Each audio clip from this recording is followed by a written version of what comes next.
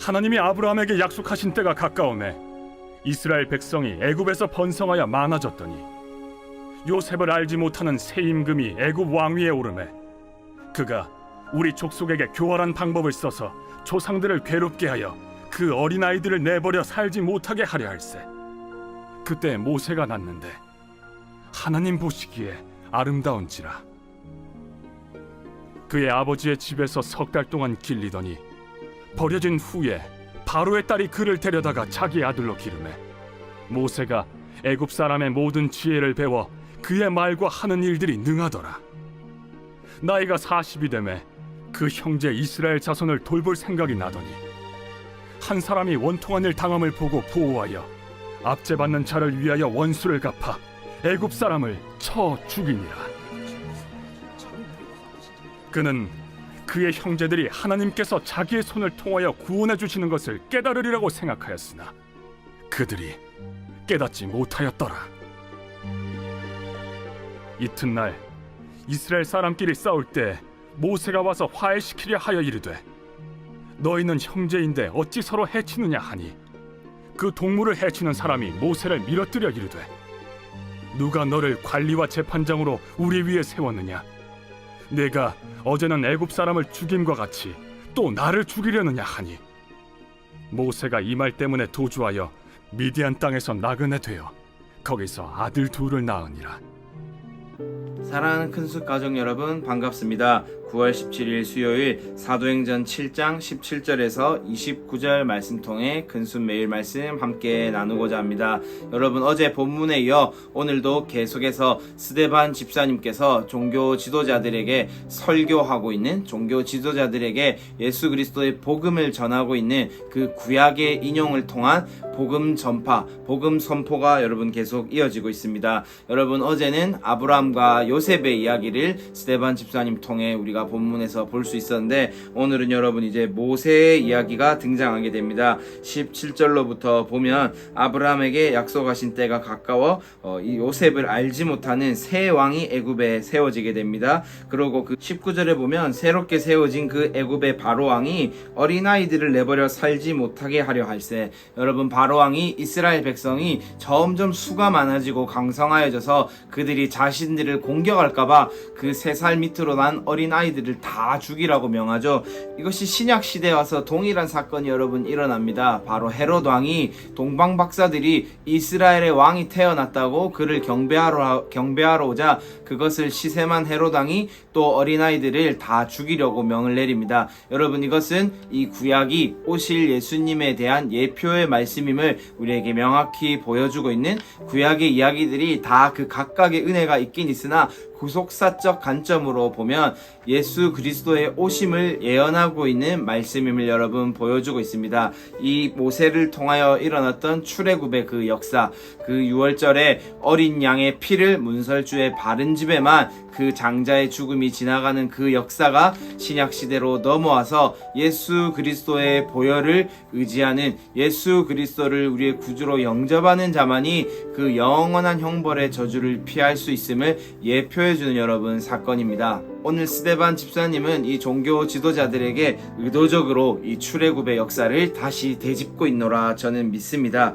그리고 여러분, 모세가 여러분 잘 아시는 것처럼 그 모든 아이를 죽이라는 바로왕의 명령을 피해 그 어머니와 그 누이가 지혜를 발휘하여서 그 왕궁 앞으로 모세를 띄웁니다. 나일 강가에 그를 띄워 바로의 딸이 그 모세를 발견하게 되고 왕궁에서 그가 왕자로 여러분 길러지게 되죠. 그러다가 40세가 되었을 때 그 히브리 동족을 괴롭히는 애굽의 병사를 보고 그가 노하여 그를 죽이게 됩니다. 그리고 여러분, 너무나 잘 아는 대로 하나님께서 모세를 왕궁에 그 양자로 드리게 하시고 그곳에서 훈련받게 하십니다. 그러나 여러분, 그 40세가 되었을 때 모세가 정말 힘도 있고 또 지혜도 있었을 것이고, 그리고 그 안에 민족을 사랑하는 그 마음으로 가득한, 어떻게 보면 세상적으로 보면 참 쓰기에 유용했던 그때 하나님이 모세를 쓰지 않으십니다. 오히려 그때 그가 혈기왕성하게 자신들의 동족을 괴롭히는 그 애굽 병사를 보고 그를 쳐 죽인 사건으로 말미암아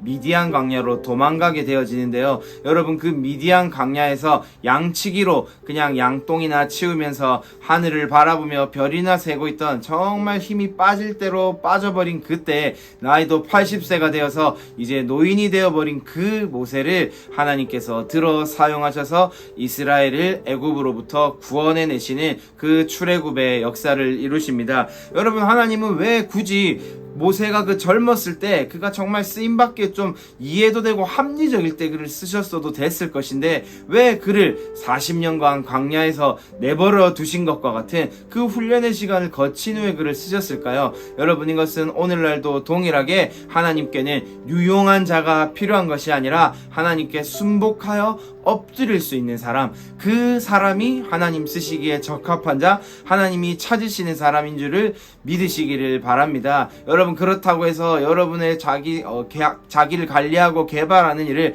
소홀히 하라는 말씀이 아닙니다. 여러분, 최선을 다해서 준비하시기 바랍니다. 이 모세도 하나님이 그 왕궁에 들어가게 하셔서 그 당시에 가장 탁월한 학문과 가장 탁월한 그 무예를 배우게 하셨습니다. 하나님께서 이 땅의 것도 여러분 사용하십니다. 여러분, 주어진 삶에 하루하루에 최선을 다하시면서 이 모든 것이 하나님 쓰시기에 필요한 것이라 믿으시고 지금 주님이 여러분 세우신 자리에서 최선을 다해 여러분 스스로를 관리하시고 개발하시기 바랍니다. 그러나 여러분, 자칫 이 설교를 듣고 있는 종교 지도자들처럼 마치 그것이 내 어떠함으로 되어진 것 마냥 하나님의 뜻은 온데간데 없고 하나님이 주신 은혜는 온데간데 없고 하나님의 뜻을 분별하지 못한 채 내 권위로 내 힘으로 그것을 오해하여서 내 손을 움켜쥐는 일이 우리 안에 없어야 하기 때문에 하나님이 모세를 그 탁월하였던 그 유능하였던 시절 40세 때 그를 쓰지 않고 그의 힘이 다 빠졌을 때 사용하셨고 오늘날 우리에게 그 말씀을 보게 하고 계신 줄로 믿습니다.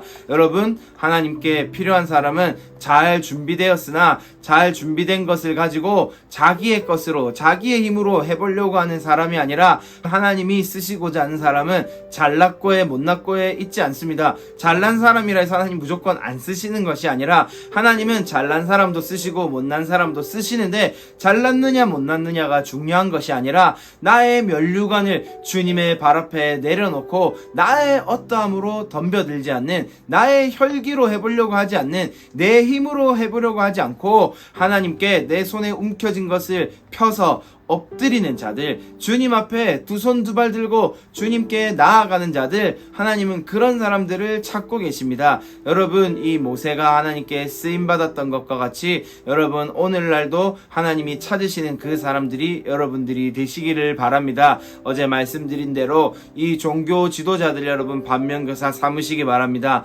하나님의 은혜로 말미암아 자기네들이 여기까지 왔는데, 하나님을 쫓고 쫓다 여기 왔는데 자신들의 권위가 생기고 자신들에게 힘이 생기자 그거 잃어버릴까봐 여러분 주님을 알지 못하는, 하나님께서 보내신 그들이 그토록 기다렸던 말씀 곳곳에 예언되어 있는 말씀 곳곳에 완성이신 예수 그리스도가 마침내 이 땅에 오셨는데 알아보지 못하는 그 어리석음을 범하지 않도록 여러분 우리 안에 그 완악한 마음이 있지 않은지 우리를 돌아보시고 우리 안에 영적 무지함이 오늘 이 말씀 통해 깨어날 수 있도록 여러분 주님 앞에 엎드리시는 하루가 되시기를 바랍니다. 날마다 우리에게 생명의 말씀으로 오는 이 말씀을 통하여서 여러분 성경의 지식만 쌓아 나가는 것이 아니라 레마의 말씀으로 나를 살리는 하나님의 사랑의 편지로 받으시고, 오늘도 내가 무뎌진 부분은 없는지, 오늘도 내가 이 종교 지도자들처럼 행여나 내가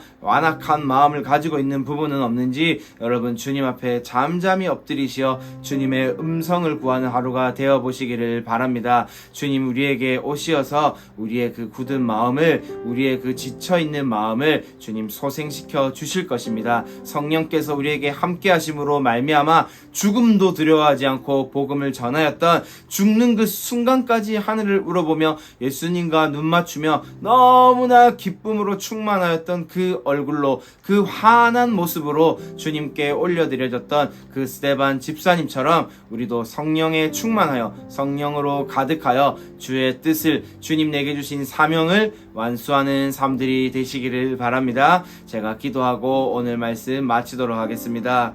주님, 오늘은 또 우리에게 모세의 말씀을 주님 보게 하셨습니다. 아버지, 이 모세가 주님 정말 유능하고 탁월할 때 쓰지 않으시고 그가 하나님 앞에 쓰임받기에 적합하도록 그의 힘이 빠져버린, 그의 능으로 해보려고 하는 시도가 빠져버린 그 시기에 모세를 쓰셨던 것을 보게 하시는 주님, 우리도 오늘 주님 앞에 나의 힘으로나 나의 능으로가 아니라 주님 이제껏 내게 걸어오게 하신 그 은혜의 여정들로 주님이 나를 준비해 주신 주님의 은혜의 그 선물들로 가지고 하나님 앞에 쓰임받는 자들이 되기 원합니다. 하나님께 쓰임받는 모세와 같은 스데반 집사님과 같은 자가 되기를 원합니다. 주여, 우리가 여기 있사오니 우리를 사용하여 주시옵소서. 오늘도 우리를 주님의 증인으로 들어 사용하여 주시옵소서. 그렇게 하기 원하시고 그 일을 계획하고 계시고 우리에게 필요한 모든 것을 쏟아 부어주기 원하시는 예수 그리스도 이름으로 기도드렸습니다.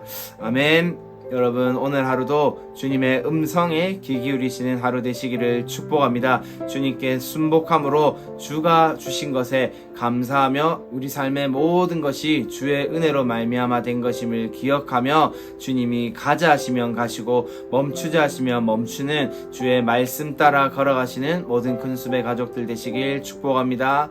감사합니다.